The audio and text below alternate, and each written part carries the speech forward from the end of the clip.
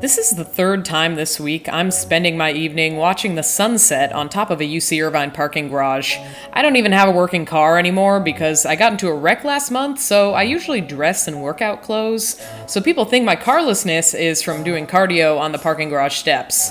I'm mainly here to avoid sitting in my apartment and convincing myself I have weird diseases I found on Reddit and having to smoke CBD to calm me down.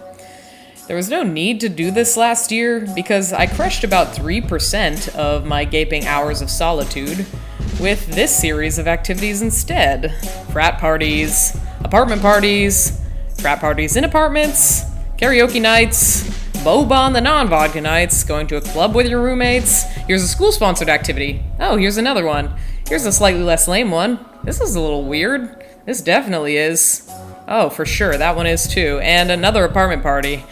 But most of the time this year, I just feel like I'm staring at a series of vast and flawless landscapes.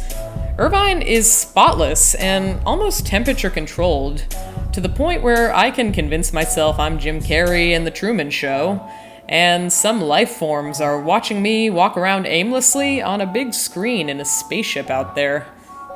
I found this mushroom in a perfectly manicured park, and I felt for it. I would have expected that mushroom to be plucked out and discarded, just like how the homeless people of Irvine are quickly bussed to Santa Ana. It's all about keeping up appearances, folks.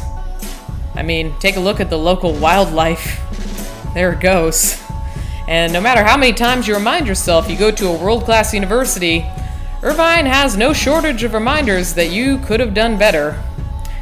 You could have gone to a college town where the apartment complexes aren't all the same variation of urban design taupe, and where people actually decorate their balconies.